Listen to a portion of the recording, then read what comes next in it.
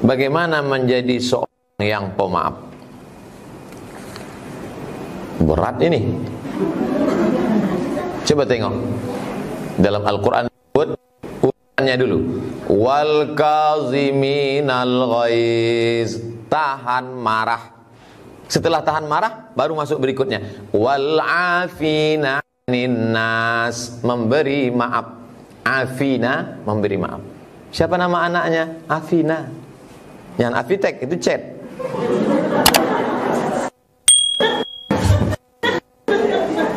Wal afina anin nas. Jadi langkahnya tahan marah dulu, setelah tahan marah baru beri maaf. Kalau duluan maaf tak tahan marah, itulah dia. Aku sebetulnya Pak Ustadz sudah kumaafkan dia. Udah jumpa sama dia sampai mati tak mau aku jumpa. Berarti tak ada maaf. Macam yang tertulis di gerobak truk di belakang, tiada maaf bagimu. Oleh sebab itu maka tahan marah. Dalam hadis yang kami bahas kitab Arba'in tentang la taghdab, jangan marah. Kalau kita marah sedang berdiri, duduk. Kalau marah sedang duduk, berbaring. Marah itu kobaran api neraka, padamkan dengan air wudu, bukan hand sanitizer.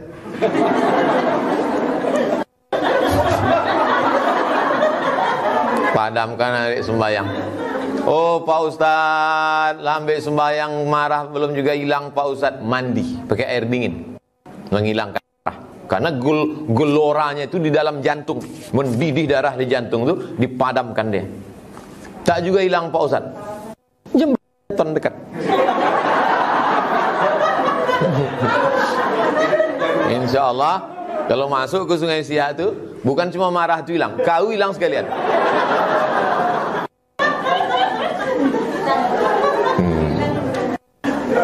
Itu enaknya kita ceramah di dinas kesehatan nih. Kita macam ngobrol-ngobrol sama keluarga aja. Macam cerita-cerita. Kalau di tempat lain mana pula saya bisa ceramah gini? Serius lah. Assalam. Jaga image lah kita kan. Masa profesor kenalan Ustadz, Profesor Haji Abdul Somad, LC, DSA, PhD. Cuma yang anehnya di atas DSA, di bawah DSA.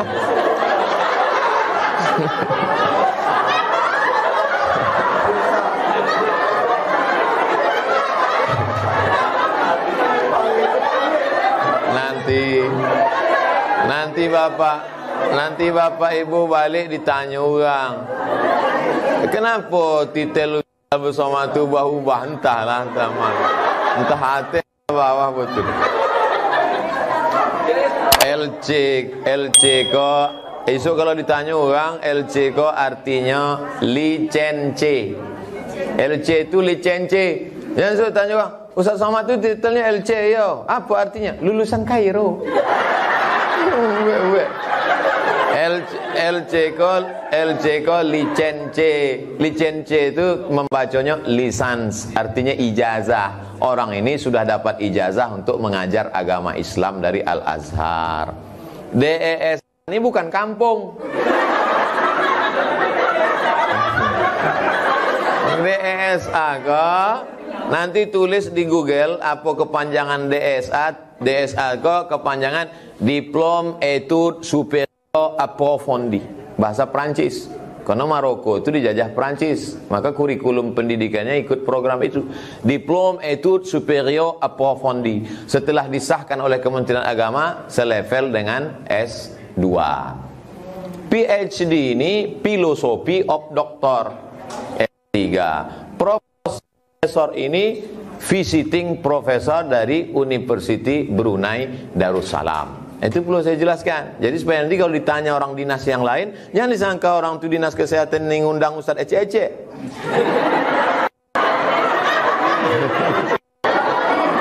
Sombong Ustaz itu sekarang. Bagaimana supaya kita menjadi pemaaf? Begini aja. Bapak Ibu tengok kan bagaimana orang mengejek, mencaci maki, haters saya membuli itu. Saya sampai pada level dulu saya tak tahan. Asal saya baca itu hilang selera makan saya. Asal saya baca itu berpengaruh kepada ceramah. Mau ngamuk-ngamuk saya ceramah. Hari ini Tapi setelah sekarang, hari ini kan santai aja kan? Nyantai. Saya sampai pada level melihat orang ini tidak lagi marah tapi kasihan. Kasihan saya. Kasihannya, udahlah hidup pendek, amal sikit, memaki-maki orang pula. Jadi sampai pada kasihan, selalu saya doakan setiap malam, ya Allah, pengejek-pengejek, pembuli-pembuli saya ini, beri mereka hidayah, kasih dia rezeki yang halal, cepat dia taubat ya Allah, matikan husnul khotimah. Tulus dari dalam. Dulu saya doakan juga, cuman lain doanya. Kalau bisa. Tapi sekarang ini saya plong. Tapi menuju proses ke situ tuh lama. Menuju proses dari marah ke maaf tuh lama. Nah, jadi sekarang kasihan. Menengok orang mengejek-ejek kita itu, musuh tuh kasihan. Nah, jadi saya yakin itu pertolongan Allah Ta'ala. Maka minta tolong sama Allah supaya dihilangkan rasa benci dalam hati kita. Ada seorang perempuan, dulu dia penari, jahat. Tobat dia. Namanya Rabi'ah Al-Adawiyah, salah satu wali Allah. Pas ditanya orang, Rabi'ah, adakah benci dalam hatimu? Tidak. Semuanya sudah diisi oleh cinta dan kasih sayang. Memandang manusia ini dengan pandangan kasih sayang. Gara-gara kasih sayang itulah maka kami mendirikan Yayasan Tabung Wakaf Umat.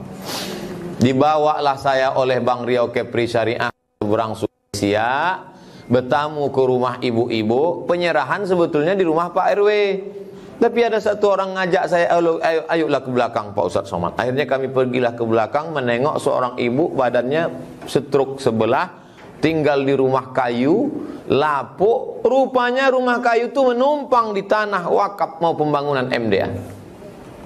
Habis itu saya kumpulkan kawan-kawan, ini tak bisa sekali kita, tak bisa sekali. Kita kumpulkan duit orang Riau ini banyak-banyak, lalu kita salurkan. Ajaklah saya kemanapun saya akan menghadap. Maka Ustaz Al-Nob pun membuatkan jadwal ke kantor ini, ke itu. Ayo kita kantor wali kota. Ayo kita jumpai Pak Fulan. Ayo. Ini ada orang duitnya banyak, kita minta. Ayo. Pokoknya kemana Ustaz Al-Nob, sami'na wa ata'na. Saya ini disuruh-suruh Ustaz Al-Nob aja nih sekarang. Ada kemari. Ayo. Nanti kami buat kotak-kotak di rumah-rumah makan. Rumah makan buat kotak macam akuarium, itu dibuat gambar ustaz di bawah begini. Pas di lubang kerincing tu masuk duit.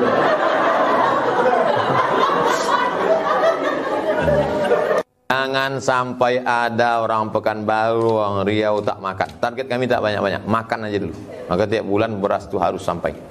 Ada tetangga, kawan, sahabat.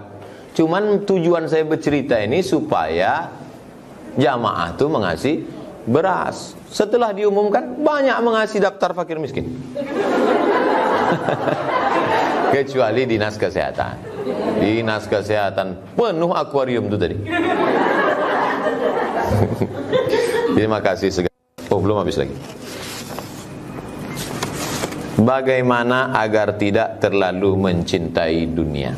Masuk ke liang lahat.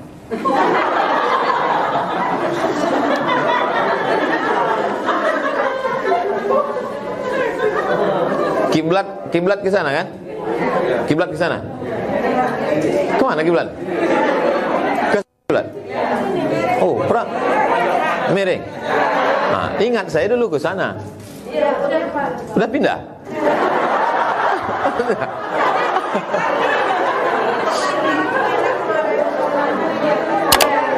Kalau begini arah kiblat, kemana kepala? Kalau ke sana arah kiblat, kemana kepala? Jangan jawab, tanya kepala apa dulu. Kalau kepala jenazah, di kanan. Kalau kepala kambing mau kurban, di kiri. Motong kambing, kemana kepalanya? Di kiri. Kalau orang meninggal, kepalanya di kanan. Gitu kalau ustaz yang cerdas. Nah, jadi nanti kalau ada keluarga meninggal, perempuan tak bisa, laki-laki turun ke bawah, Pak. Turun ke bawah, letakkan jenazah itu, hadapkan. Jenazah itu bukan telentang. Yang telentang itu orang selamat dari sungai. jenazah tuh mereng ke kanan. Makanya dibuatkan tanah bulat-bulat untuk menopang belakang. Disunahkan hidung jenazah tuh setelah dikucung, dibuka itu, disunahkan wajah jenazah tuh menempel ke tanah. Tempelkan ke tanah.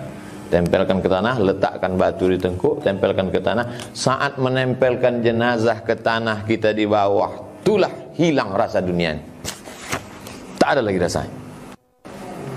Dulu saya masih ada lagi rasa dunia ini, nikmat ini, naik ini. Saya rasanya semua kendaraan di dunia udah saya naik. Dari mulai mobil sport, mobil itu, pesawat pribadi, tapi punya orang semua, tak ada. Tak ada lagi rasanya. Berjumpa orang pun begitu. Dulu saya kalau jumpa sama orang, jumpa pejabat itu, oh, sekarang ini sama aja rasanya semua. Kecuali sama ibu kepala dinas kesehatan. Ada sesuatu gitu. Nah, jadi oleh sebab itu hilangkan kita dunia ini dengan ke liang lahat. Atau paling tidak kalau ibu karena tak bisa masuk liang lahat, sering ziarah. Sering ziarah kubur. Kalau bisa dalam sebulan tuh sekali nengok orang mati. Dibuka wajah orang mati itu, tengok lama-lama. Yang takut nanti keluar pula giginya Pak Ustaz. Yang takut. Buka penutup wajah itu, tengok lama-lama, bayangkan yang di situ tuh aku. Aku yang di situ tuh. Baju tinggal, semua tinggal. Bawa hanya amal. Itulah yang cuma dibawa. Itu rem. Tapi yang gara-gara ini nanti semua pegawai ini mau mati semua. Besok evaluasi Bu kepala dinas, mana evaluasi Covid. Tak ada ibu. Nah, oleh sebab itu makanya ibu-ibu yang lagi nafsu dunianya branded ziarah 3 kali sehari.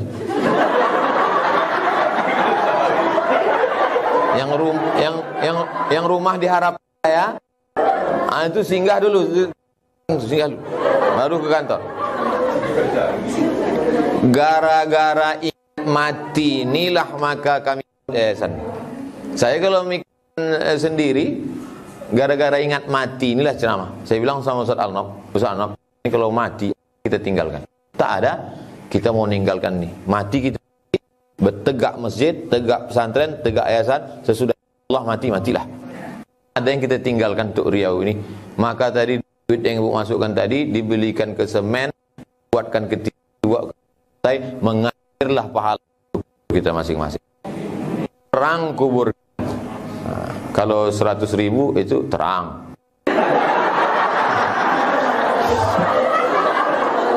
Tapi kalau 5.000 mau 5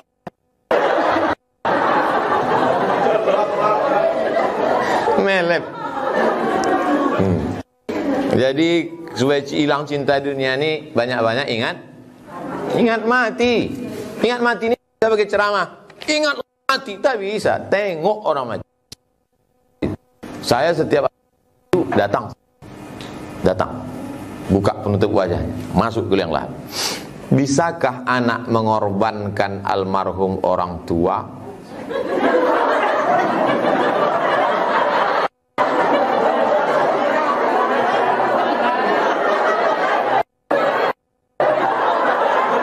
Maksudnya berkurban untuk bukan ayah sembelih, bukan amak.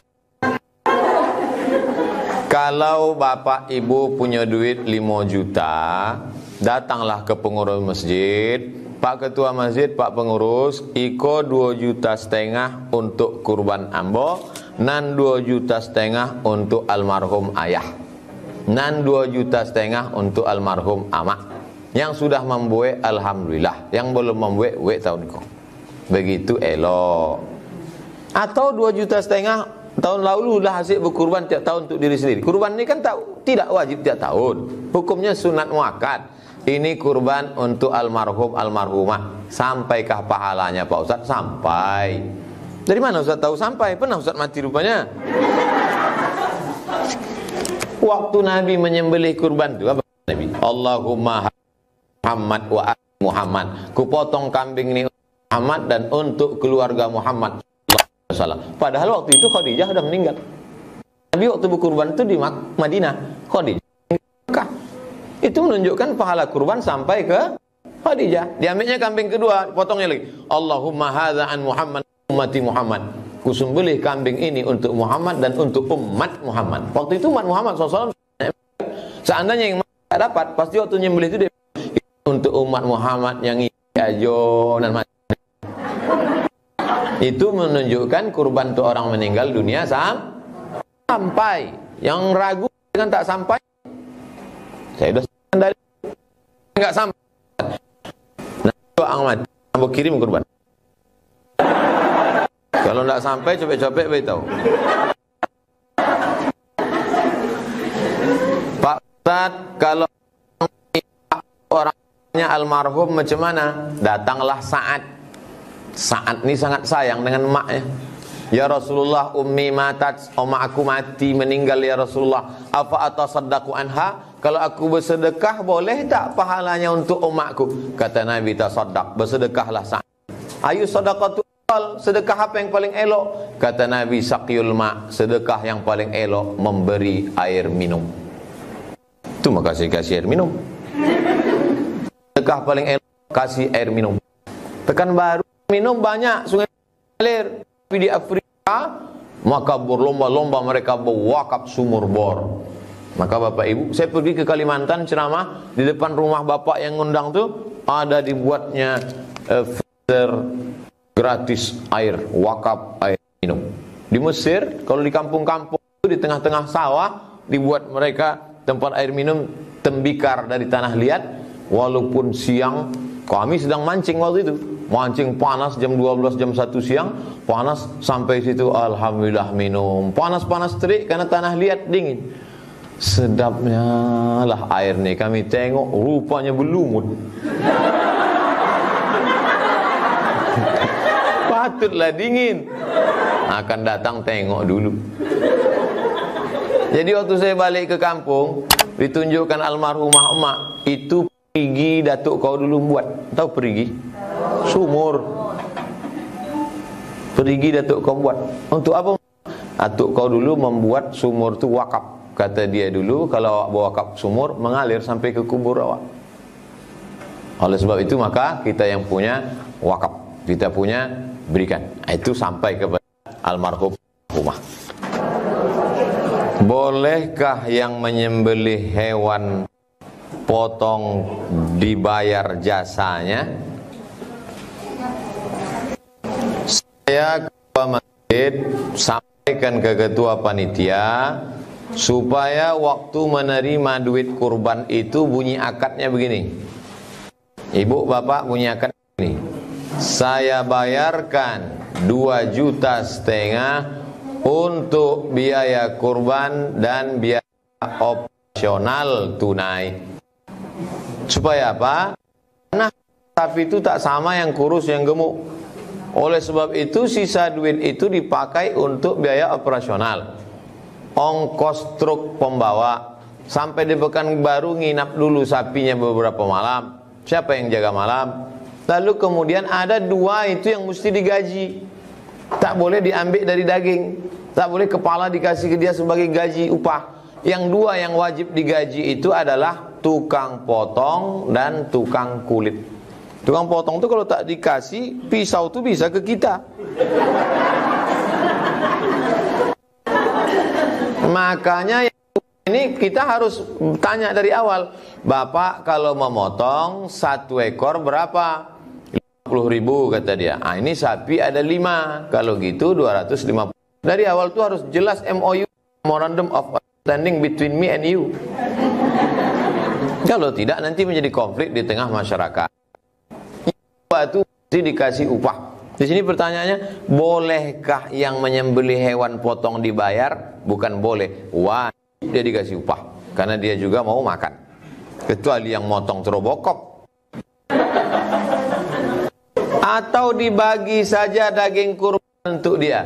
Daging kurban, kulit kurban, kepala kurban tak boleh dijadikan sebagai upah. Sebagai hadiah boleh. Apa beda upah sama hadiah? Hadiah dapat, alhamdulillah. Tak dapat, tak apa-apa. Itu hadiah. Kalau upah wajib ada. Kalau tak ada, panjang. Oleh sebab itu tukang potong sama tukang kulit jangan daging sebagai upah, sebagai hadiah, tapi dia kasih gaji. Begitu. Dua, bagaimana cara iman naik terus, Pak Ustaz?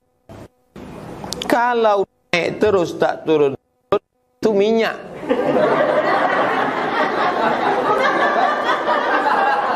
Yang namanya iman itu al-iman yazidu wa yanqus. Iman itu memang turun. Berada di tempat yang baik, dinas kesehatan. Bersama orang baik-baik, pegawai dinas kesehatan.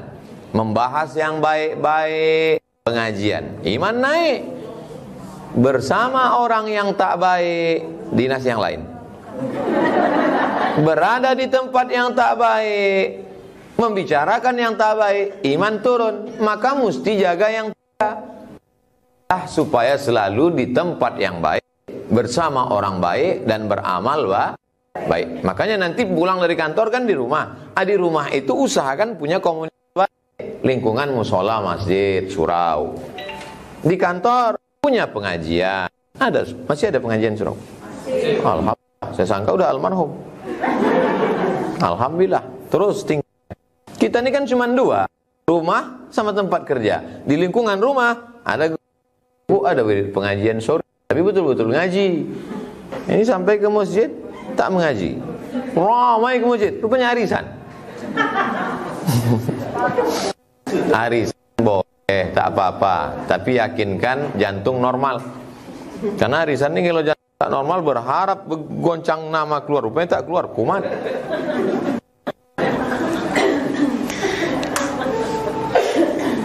Bagaimana cara iman supaya naik terus? Jaga tiga. Berada di tempat yang baik, bersama orang baik, ikuti selalu kegiatan yang baik-baik. Lingkungan sering berpengaruh dan iman. Betul. Grup WA sering upload foto video maksiat. Bagaimana kita bisa istiqomah mengcounter? Keluar dari grup.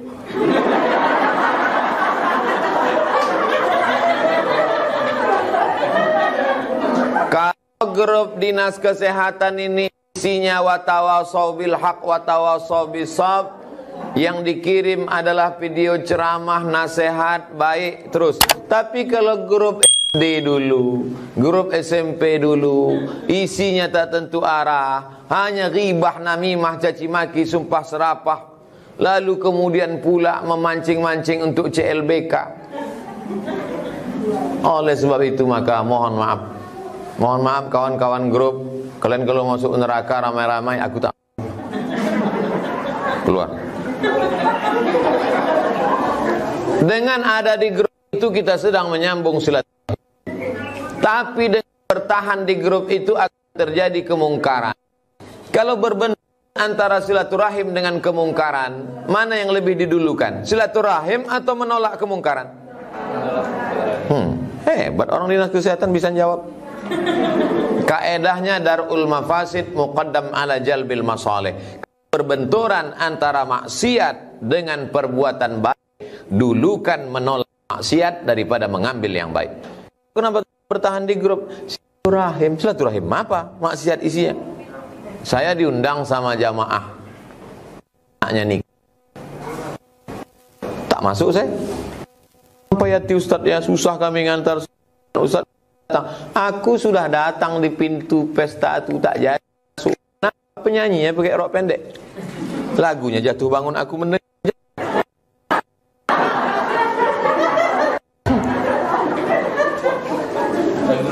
Oleh sebab itu maka hadiri pesta pernikahan sunnah silaturahim, tapi ada maksiat, menolak maksiat lebih didulu daripada menyambung silaturahim.